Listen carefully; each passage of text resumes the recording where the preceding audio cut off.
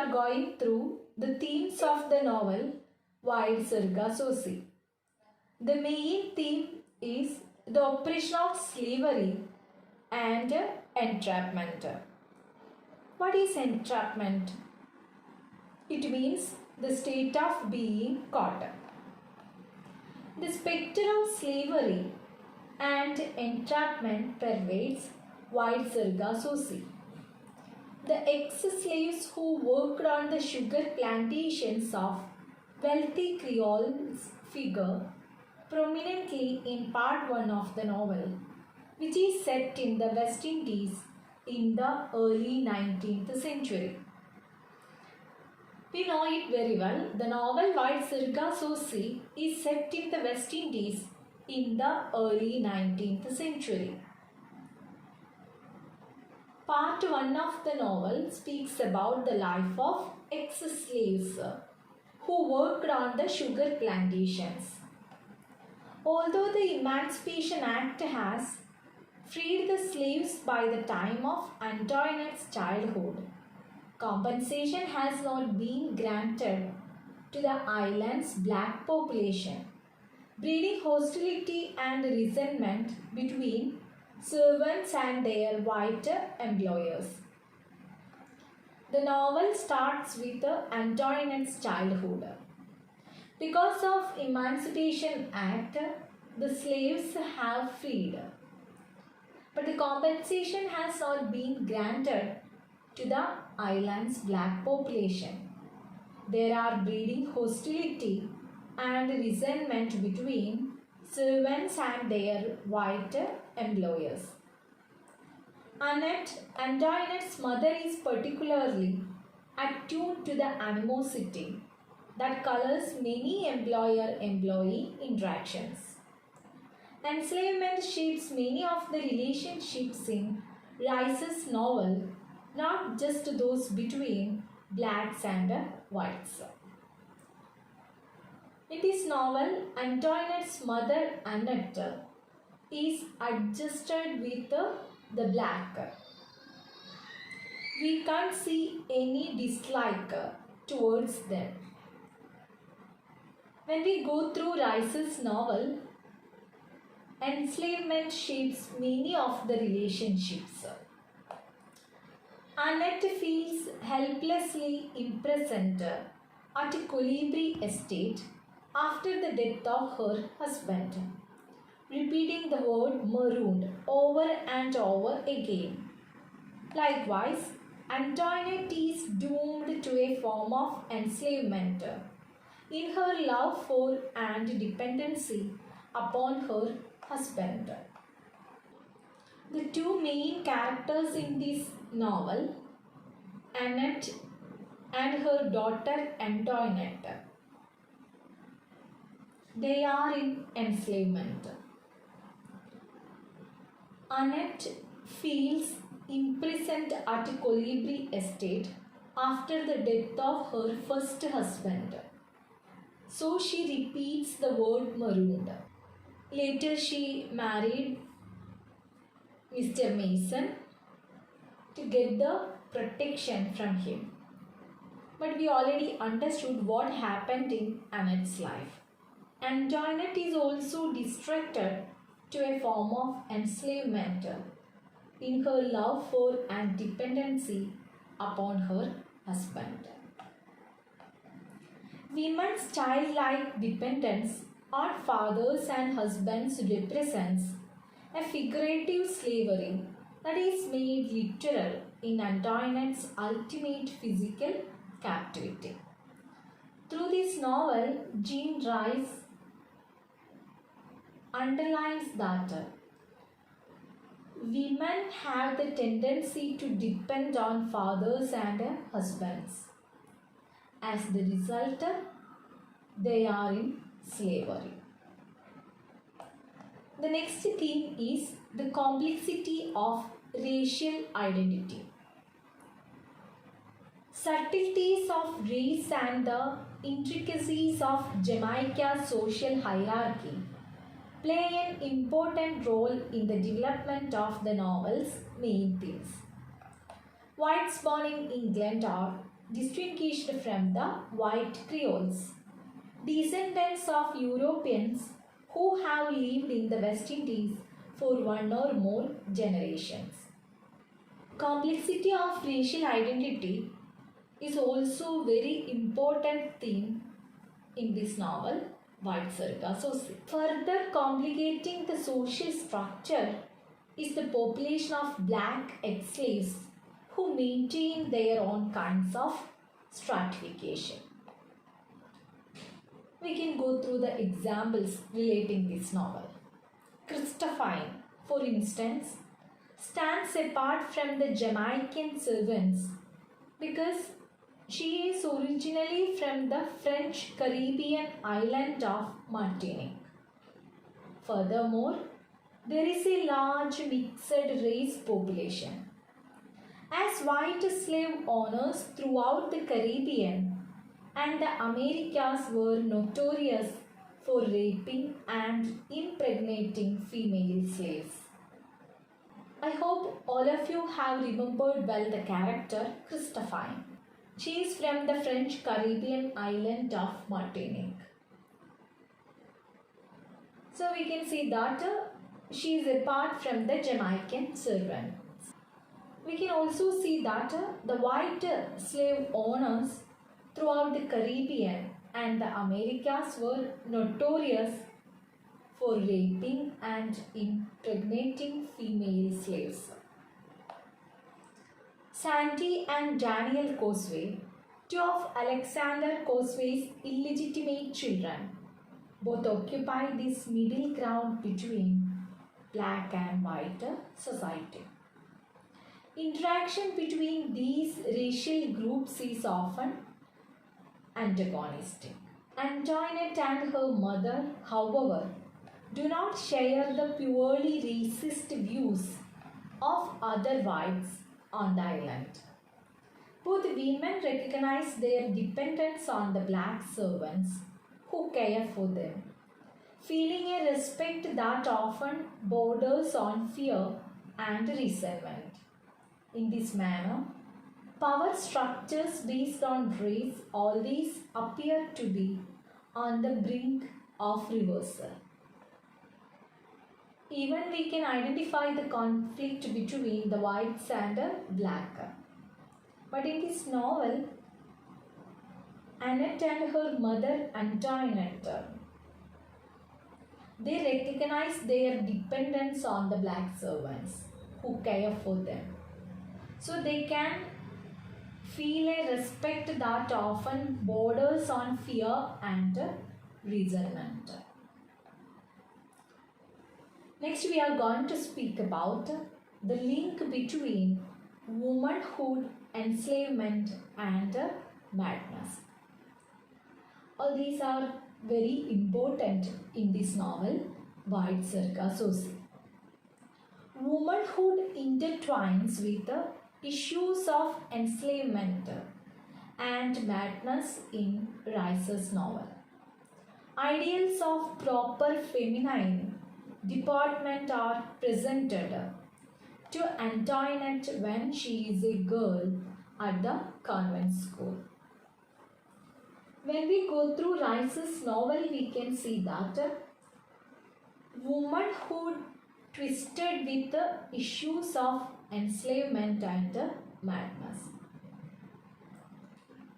Here the feminine attitudes are presented to Antoinette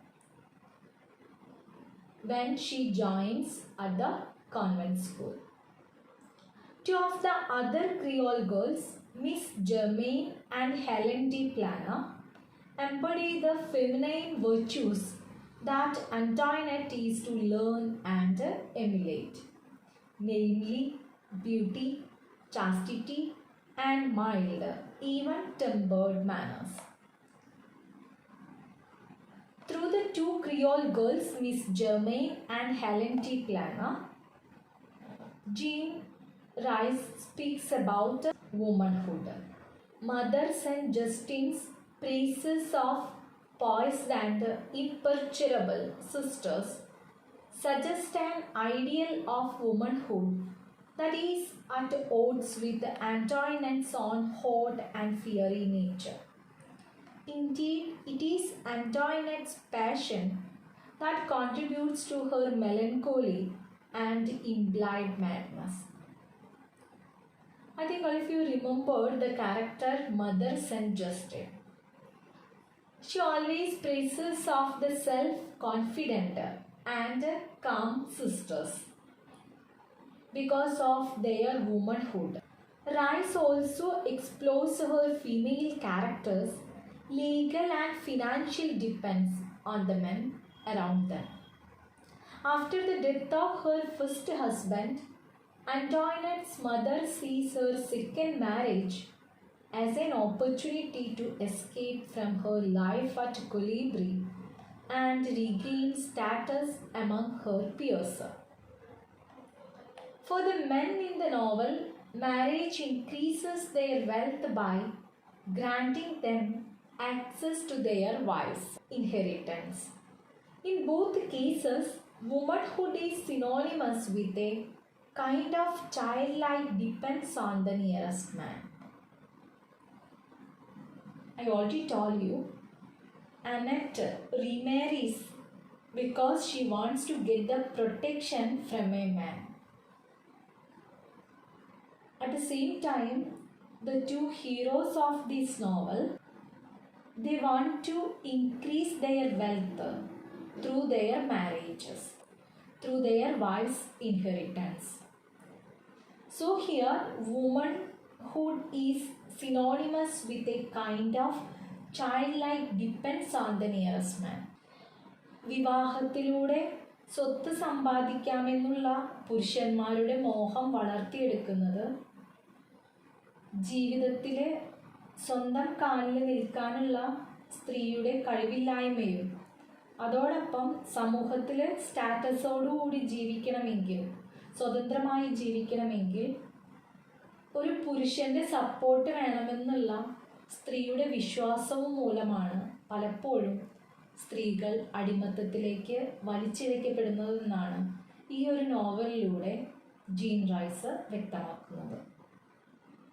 Indeed, it is this dependence that precipitates the demise of both Antoinette and Annette.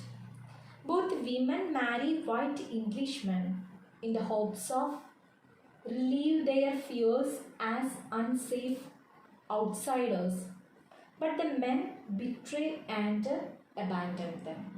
Then we are going to speak about then we are going through the symbols.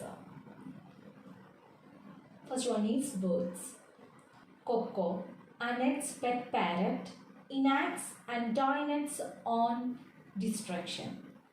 With his wings clipped by Mr. Mason, notably an Englishman, the bird is roped and injured, mirroring Antoinette's own flightless dependency. As Antoinette recalls, Coco made an effort to fly down, but his clipped wings failed him and he fell screeching. He was all on fire. Coco is Annette's pet parrot. Its wings are clipped by Mr. Mason. That's why it can't escape from the fire. This passage wants the dream that ends the novel, including Antoinette's fiery fall from the attic.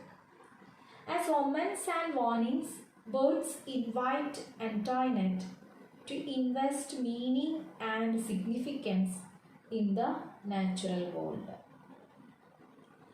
When she sees a cock crowing alongside Christophine's house, Antoinette thinks that is for betrayal, but who is the traitor? As with the parrot, the appearance of the cock warns danger. Jean Rice also uses a cock crowing as a symbol. When Antoinette sees a cock crowing, she thinks that is for betrayal, but who is the traitor? Actually, through this crowing, the cock warns danger. Forests and trees. Antoinette's recurring forest dream introduces a cool, dark, unknown landscape that contrasts sharply with Jamaica's colorful brightness. A nightmare that is also an intuition. The dream takes place among tall, dark trees that lead to an enclosed stone garden. Following a sinister and faceless man, Antoinette finds herself in a foreign place that portends her future captivity in England. Another forest omen resides in the name of the honeymoon estate, Grandbois, which translates into great forest. Like Antoinette's dream, this name foretells her move to the cold forests of England. It is here at Grandbois that her husband loses himself in the woods, stumbling upon the haunting ruins of a stone house. Rochester's eerie experience in the forest echoes his wife's dream. In fact, it provides the second half of her nightmarish prediction. In the forest, he seems to be gazing upon the consequences of his own actions. A ruined house in the woods, a clear image of his English estate that will be burned and abandoned. So here, all the dreams have stern warnings. Through these dreams, Jean Rice gives warning about the things which will be happened in their lives. The garden. Antoinette compares the garden at Colibri Estate to the biblical Garden of Eden, with its luxurious excess and lost innocence. In her own words, the garden has gone wild, assaulting the senses with its brilliant colors, strong smell, and tangling overgrowth. The flowers look vaguely sinister. Antoinette describes one orchid as being snaky looking, recalling the biblical fall and man's decline into greed and sensuality. The decadent Creole lifestyle, as portrayed in the novel, predicated upon exploitation, wealth, and easy, finds its natural counterpart in the fallen garden. Motives. First point is madness. Madness in White Sargassoti is intricately linked with the images of heat, fire, and female sexuality. Madness is Antoinette's inheritance. Her father was mad, according to his bastard son Daniel, as was her mother Annette.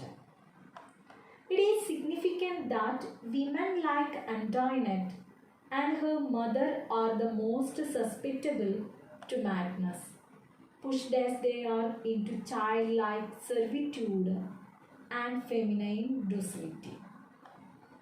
Their madness consigns them to live invisible, shameful lives. The fragmented memory of a mad woman like Antoinette opens up the possibility for alternate stories and imagined realities. Next point is disease and decline. In the Caribbean portrayed in the novel, an atmosphere of sickness reflects the perverse and unnatural subjugation of blacks by whites, and of women by men. Repression explodes into fevers, fits, and madness, so that the body says what the mouth cannot. Both Antoinette and Rochester suffer near fatal fevers, as if to mark their feelings of persecution and fear of the outside world.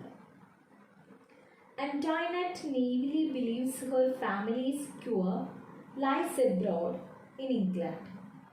On the night of the fire, she leans over the crib of her sleeping brother to assure him that once Mr. Mason takes them to England, he will be cured, made like other people.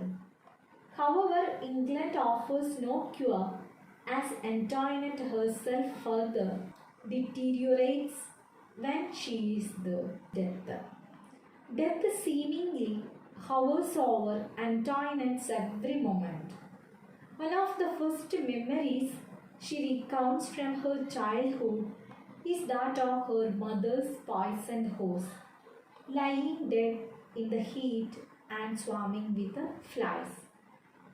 This image creates a mood of sinister anticipation and points to an evil undercurrent haunting Colibri. The death of the horse also foreshadows the deaths of Pierre, Antoinette's mother, Aunt Cora, and Mr. Mason, all of which leave Antoinette without a family. So attuned to death's presence in her childhood tale, Antoinette foreshadows her own violent end. At Colibri, allusions to zombies and ghosts further contribute to the eerie mood. Christophine's supernatural tales, drawn from voodoo legends, share Antoinette's fascination with death. Antoinette incorporates these superstitions, using a stick as a protective talisman and believing that her mother has become a zombie, a body without a soul. It is Antoinette's faith in an invincible world that accounts for her peculiar preoccupation with death. Magic and incantation. In his decision to take Antoinette away from Jamaica, Rochester bitterly thinks to himself, no more false heavens, no more damned magic. The Windward Islands, where Grandboyce is located, are home to the magical, syncretic legions of their black inhabitants. Christophine's unique powers, which command respect from her peers, deprive from her expertise in OB practices and her knowledge in casting spells. Antoinette incorporates child Christophine's superstitious beliefs, leading her to read signs and symbols in the natural world. On the night of the fire, for instance, Antoinette shrinks in horror when she sees her mother's parrot burn alive. Believing it is bad luck to kill a parrot or watch one die, this knowledge of magic is Antoinette's one source of power and independence. I hope we went through all the major points relating this beautiful novel, White Sargassoti, written by Jean Rice. Thank you.